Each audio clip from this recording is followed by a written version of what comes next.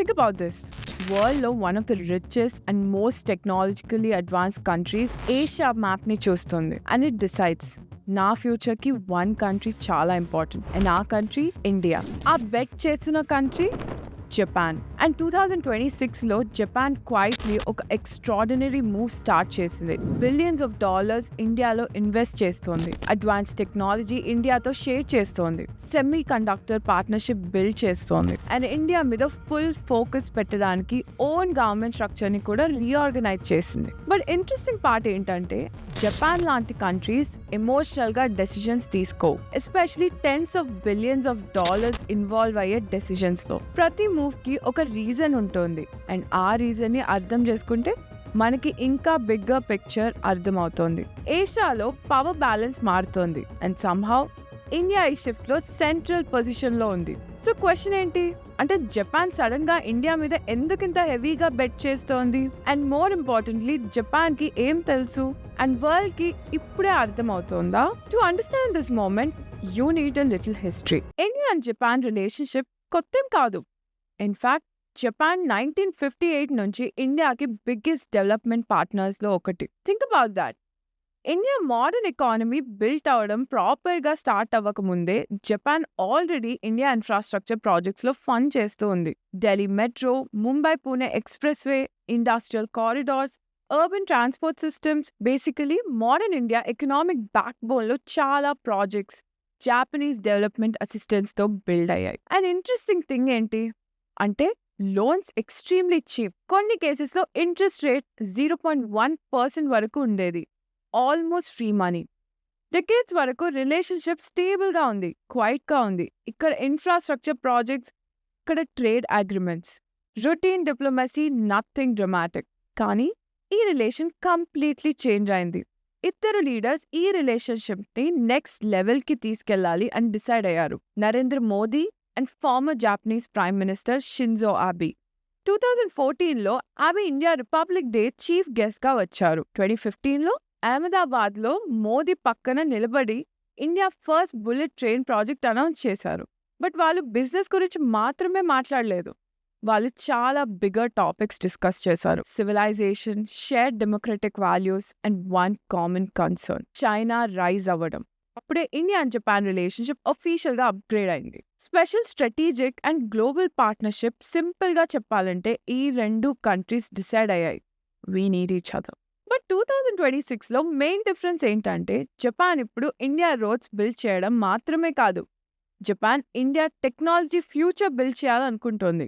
మే 2026లో India and Japan major economy security dialogue conduct చేశాయి and long term cooperation కోసం 5 major sectors identify చేశాయి. Semiconductors, critical minerals, artificial intelligence and telecom, clean energy and pharmaceuticals.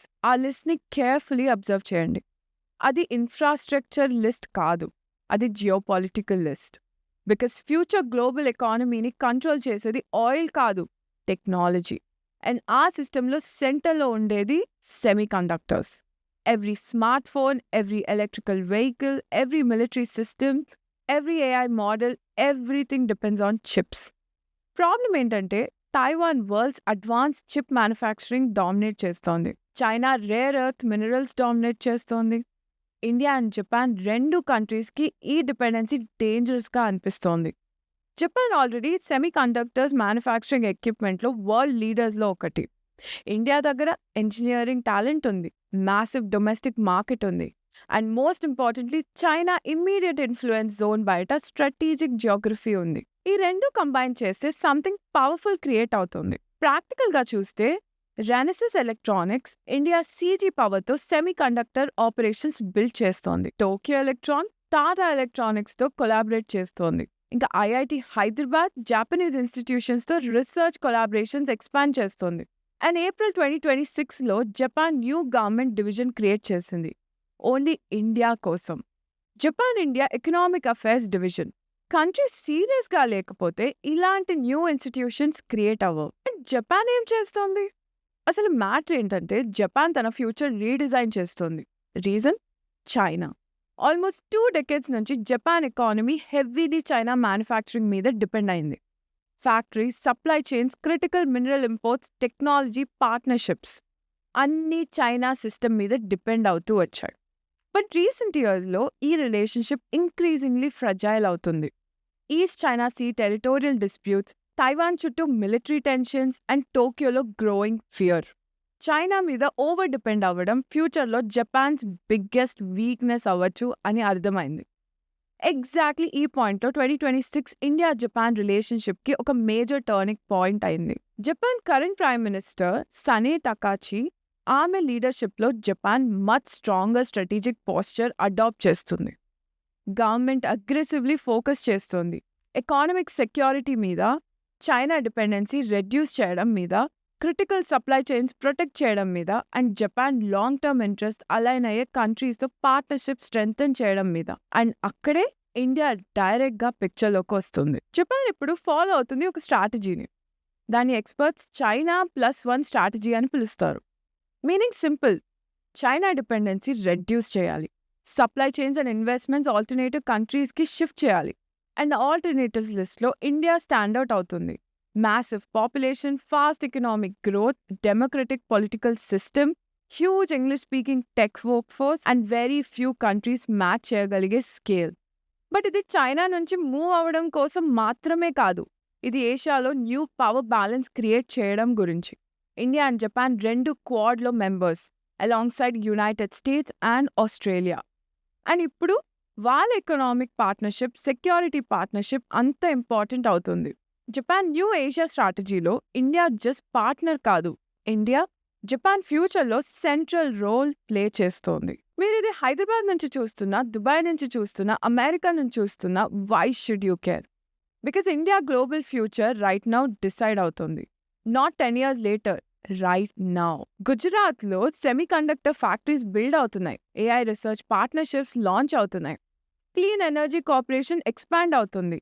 ఈ industry decide చేస్తాయి next 30 yearsలో ఏ countries dominate చేస్తాయో.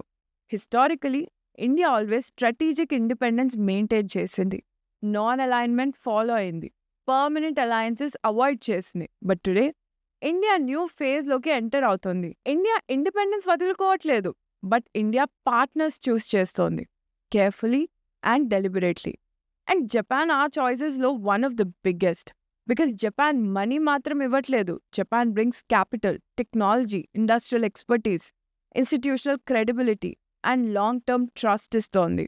And ఈ partnership success అయితే it could become one of the most important relationships of this century. 2 ancient civilizations, 2 democracies, 2 countries future ఏషియాని చూసి ఒకే కన్క్లూజన్కి వచ్చాయి. A strong India is good for Japan. A strong Japan is good for India. This quiet alliance isn't quiet anymore. This was Frontier. If this gave you something to think about, share it with someone who doesn't watch the news. See you next week. This is Meghna signing off.